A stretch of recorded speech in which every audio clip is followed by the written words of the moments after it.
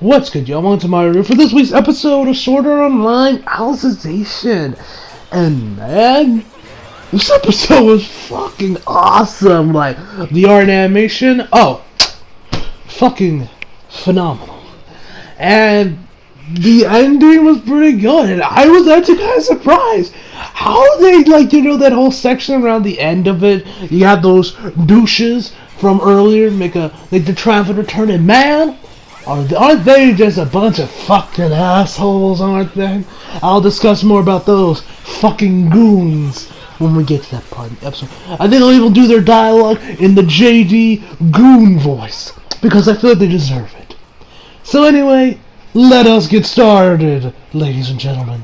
So we start this episode off. We got Lena. She's like, telling Kirito, I believe in you. Because of that, I'm going to give you a little bit of a lesson. Where she finds out that actually, there's like this, pretty much there's like this secret rule of Volo's family, which is soak the sword in the blood, soak the sword in the blood of the victims.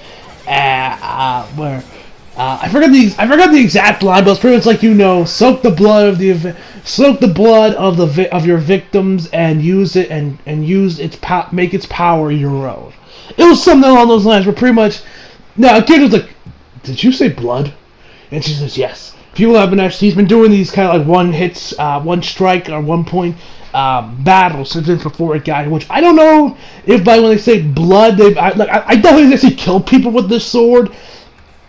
At least during these duels, but I guess maybe the duels rules are just whoever's first blood, or I guess maybe it's just like whoever he defeats, he takes their power and makes it their own in his sword. I guess it's not exactly clear on how exactly the thing works, and I like how Kirito talks about that must be the power of his imagination. Which, as we know, last week we find out that you would pretty much break the system of the game if you have the confidence, the ego, and of course, I guess also the imagination to do it. Which is probably which we can also view this, and actually Chibi actually pointed this out in his review. This was pretty much Reki Kawahara giving us a reason for Kirito's plot armor that he's had throughout the series. Which, alright, so now everybody in the world of Alicization has plot armor.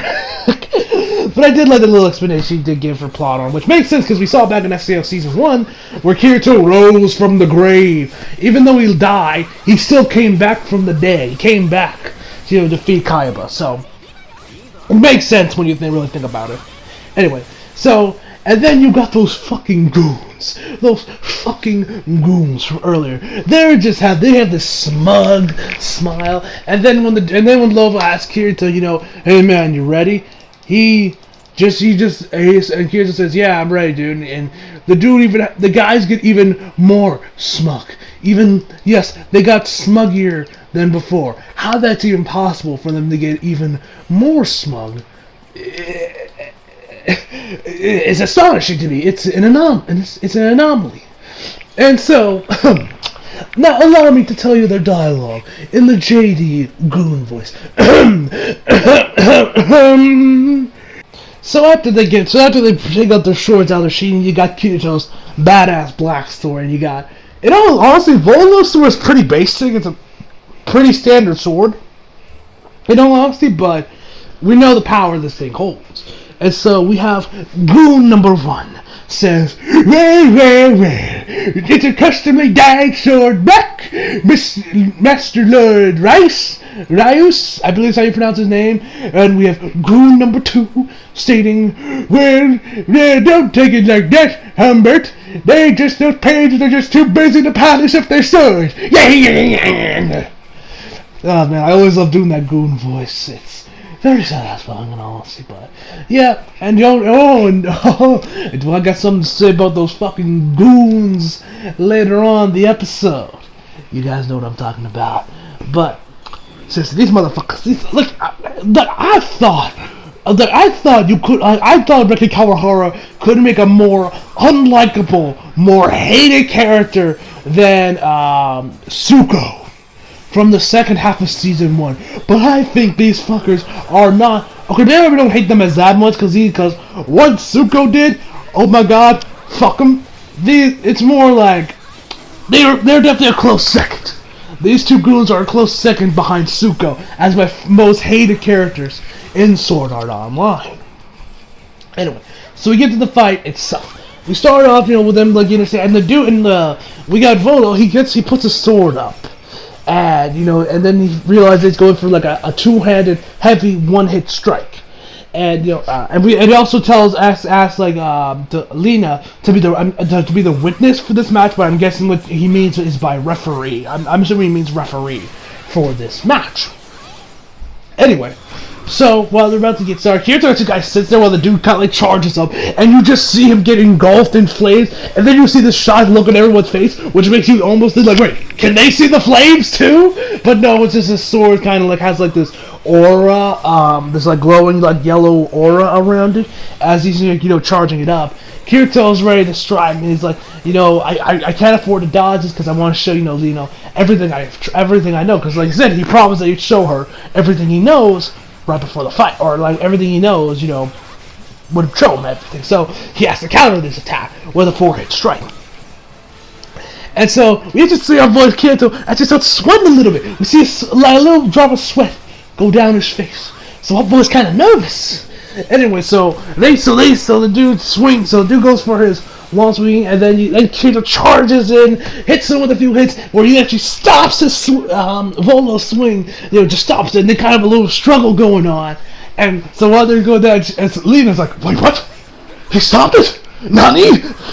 We get back to those guys, and then you see then we really see his sword in action. We see where we see a bunch of like faceless bodies behind, which we can assume that these were his previous victims coming in to help him out. It kind of reminded me of that one scene from Fate Zero or Keijo, where you see this the scene where the dude, I forget what attack it was, where he just shows up, a bunch of weapons just appear, or in Keijo, a bunch of asses come in there and just help her out. It reminded me a lot like that, or that one scene in Hiroaka Season 2, where we see the previous users, a One For All, kind of help out our boy Deku to, get him out of that trance. Kind of reminded me of that. But then, so as he's going there, looks like Kirito's not going to be able to take it. He remembers, and we see the tree where the sword was crafted from appear in the background, and which helps him. And then I swear to God, this reminded me so much of DBZ or Dragon Ball Super when Trunks did the spirit bomb, but it was in his sword. It was so similar to that Reki Kawahara purposely just ripped up. I refuse to believe this is just a coincidence, because they are too similar for it to be a coincidence. And it's Dragon Ball Super.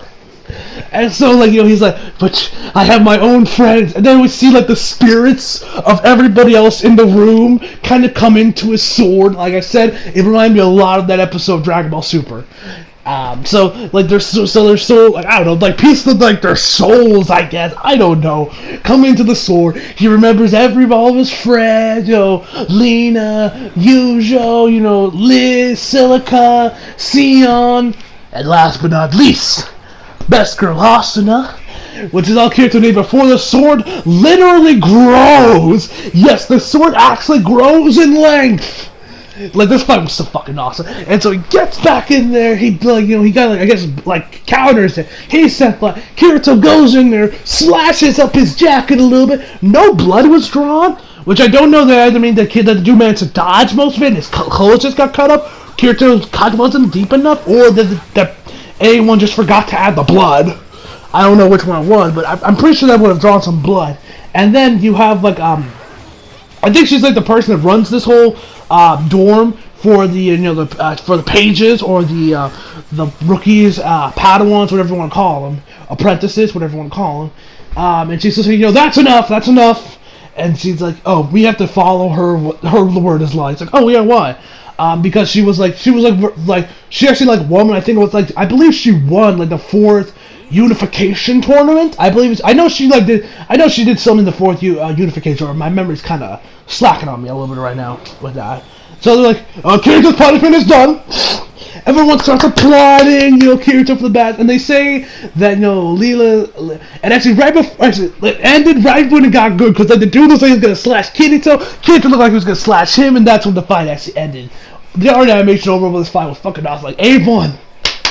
Y'all did a phenomenal job with the art animation here. Just The art and animation this season is just so good that I will forgive Persona 5. I will forgive the parts of that series where that just had really bad art and animation when we get this for SEO. I will forgive them for Persona 5 for this. That's just me though. And then you look at those fucking goons, and they're like, they're just shocked that our boy Kirito is such a badass. And then, she's like, thank you, you showed me all you have with Aincrad style, our boy's happy. No, once he didn't show her all of Aincrad style that will require a second sword for our boy Kirito to show her everything Kirito got, but we don't know if dual wielding's really a thing in an Alicization. But maybe we'll see later on where Kirito, like when Kirito has to fight the final boss, he gets like a second sword that we just see Kirito just going ham. I don't know. I don't read the light novels, but we'll have to wait and see on that. So she's like, I now believe that I thank you for showing me everything you have with Aincrad style, and so she says like, why don't we have a little celebration in my room? At first I was like, wait, what? You want Kirito alone in your room for a celebration? No, and I say, this isn't just gonna be some celebration. And then she also says like, oh yeah, also let's bring Yujo and his mentor with them. I'm like, okay, this will be just a normal celebration. No fan service will be happening today. So then we get there, and our boy Kirito is legit drinking wine. Yes, our boy Kirito is drinking. Now I did some research because I wanted to know what the legal age of drinking was in Japan. It's 20. Kirito is like 16. Or maybe 17 right now. I'm not sure exactly what Kirito's age is right now, but now, as we know, I believe about 3 years have passed since we last saw Kirito, in Alicization, back at like episode 3 or 4 or something. So, with that being known, and let's say Kirito was 16 when he got there in Alicization when we first saw him in episode 2, we can assume that he is that he would be 16, 17, 18, 19. He'd probably be like 19, 20 years old right now, so he would be the legal age of drinking alcohol in Japan. So, yeah, I still find that weird that Kirito is legit drinking wine. Kirito drinking wine. Not something to really think about, and I'm still like, bro, are you like, the dude doesn't even like kind of like stop himself. He doesn't like, oh, I don't drink or nothing. Like, he just drinks the wine like it's nothing. Whatever, dude. So what these guys were actually talking about while they were drinking wine. I still can't get over the fact that Kirito's drinking wine, man. I still can't get over that. Anyway, so they're talking about how we get a lot more details about Lino. So we find out that she says that, since one of our distant ancestors kind of pissed off the Emperor, that's how we are forbidden from passing down our sword skill. Which at first I thought she was gonna like reverence, like, she's like, oh yeah, Kirito, I would have passed it on to you or something like that. But she more or less talks about how, and also she talks about like, after seeing after seeing you fight Kirito, it's obvious your Aincrad style has endless possibilities. And Kirito's like, oh, don't be so modest. I mean, I still have yet to beat you. But let's be honest, Kirito's been holding back this entire time. If you gave that man one extra sword, he'd whoop her ass. I'm just saying, we know our boy is strong, and we've seen him previously fight that. If Kirito really wanted to, if he just went balls to the wall, insanity, like, do or die, like, double or nothing, fuck it, like fighting he's done, like, previous our fight scenes, and you gave him another sword, our boy Kirito would win. So, yeah. But, he's like, oh, but your sword style is also, but the Sultan style? I'm pretty sure that's what it's called, the Sultan style. I'm probably misremembering. My memory's slacking on me for some reason. Anyway, so while they're discussing, she eventually talks about how, care about her family, but she also talks about how, why she hasn't been able to beat Volo yet.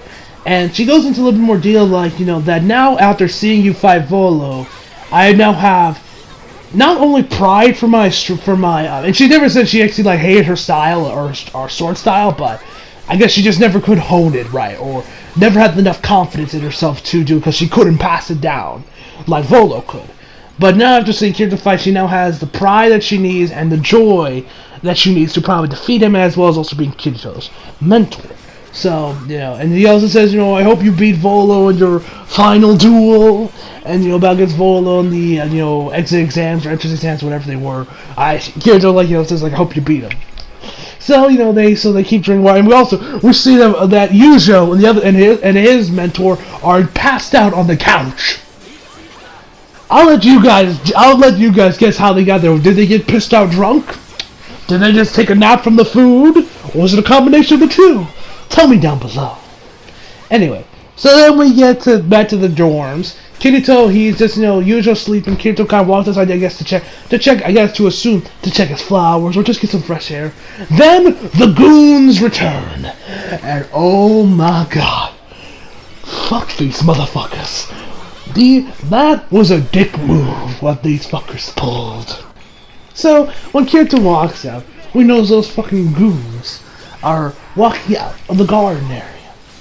Kirito kind of gets a little defensive. He's like, well, just the man I was looking for. After that stunt you pulled at against the top seed, I want to present to you a gift. So please, accept. And actually, Kirito, as he starts getting a little defensive, they kind of come closer, talking about Kirito, like, oh yeah, you're so about how he's about how cool he learned about his sword skill, how stunt oriented it was. Kirito's like, y'all picking a fight? And then the goon responds, oh heavens no! A nobleman like me does not pick fights with filthy commoners. Yeah, so we now know this man is of noble bloodline. Which, were any of you surprised by that? I know I wasn't.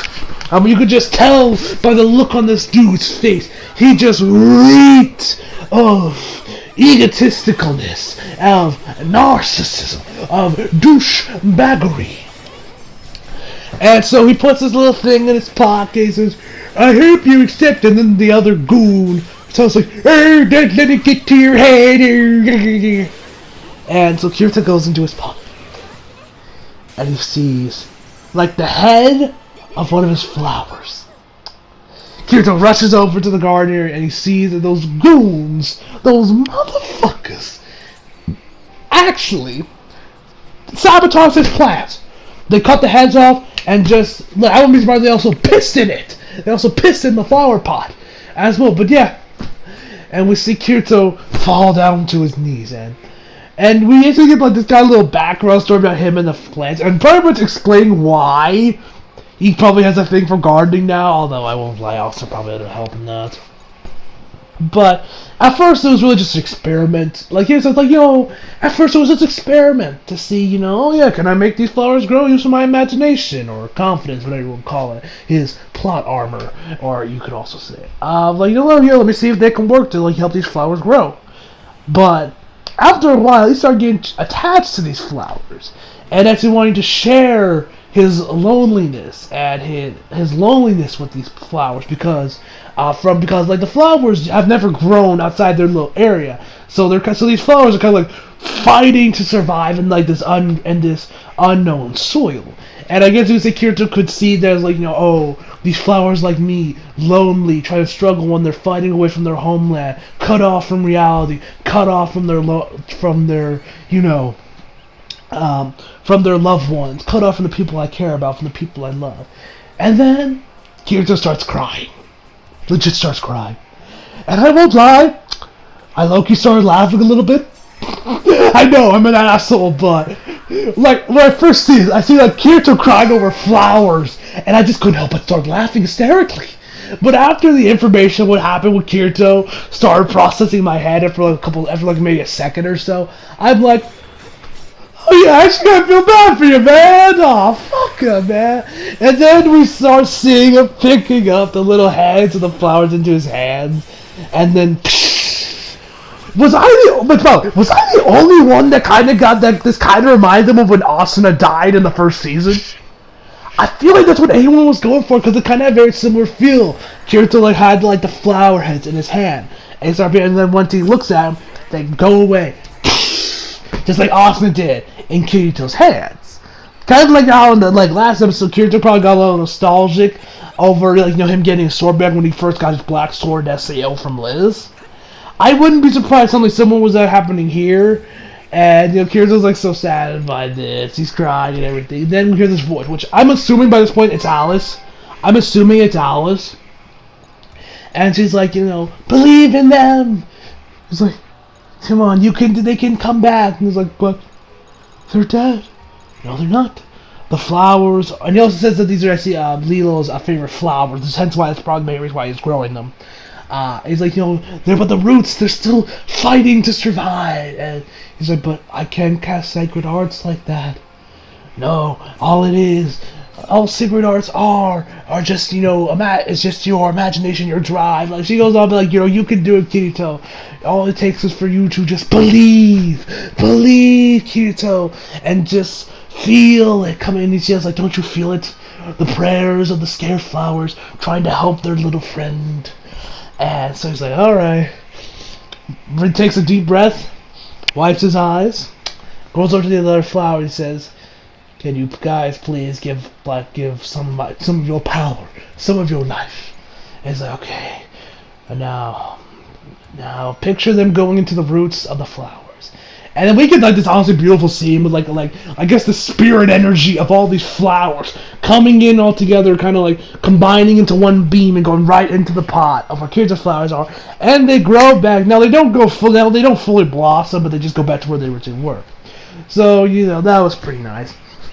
We then head over to Kirito. We actually get back to like the little gym area, whatever, where we see the final battle between Lilo and Volo, and we have to see Lilo actually win this one because they kind of have like this little struggle like before the art animation.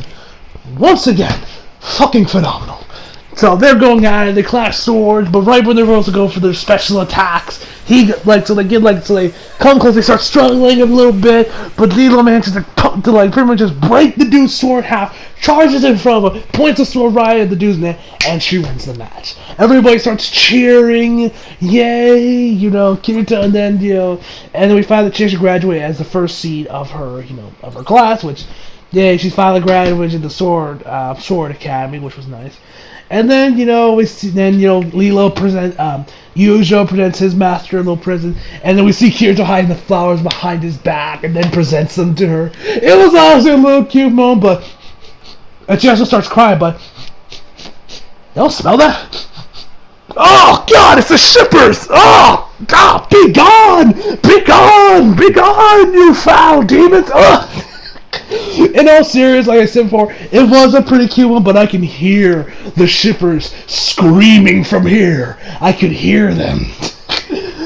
But yeah, I could already see people immediately starting to ship Kirito and Lilo after this one scene. It won't surprise me if that's actually a really popular ship in the SAO community. I would not be surprised.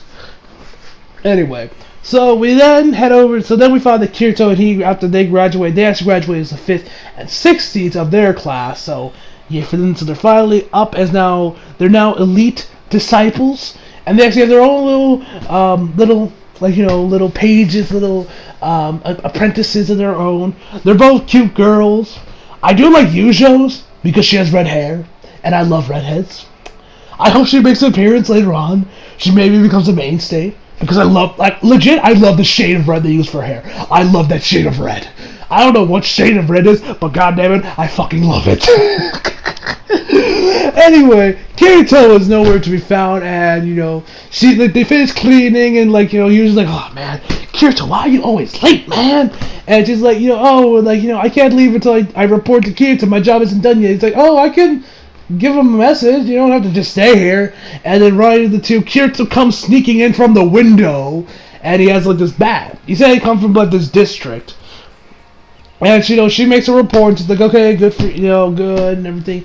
And then Yuji's like, oh man, why'd you come out from the windows? Oh, because it was because it was the fast food here. Wait, if you came from that district, does that mean? And they picks out bag and got these little pastries, these little stuff from the bakery. And Yujo gets one, Kirito gets one. Then they got their little pages just sitting there, and then he just offers them. It's like, hey, give this to the rest of your guys' dorms. He's like, oh, thank you. And then they leave, and then they start eating their life. Yeah.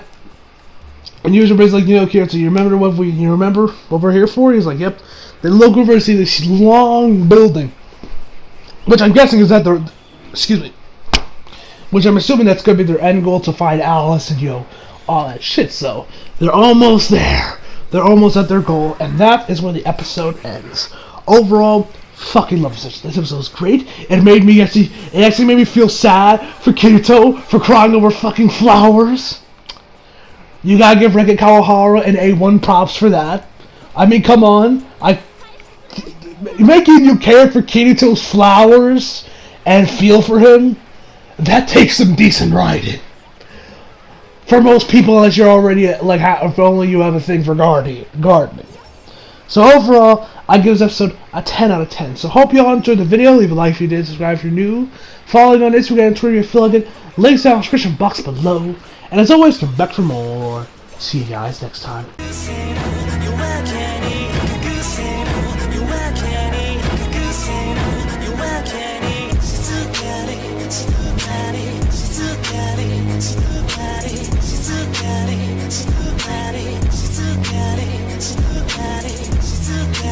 She's too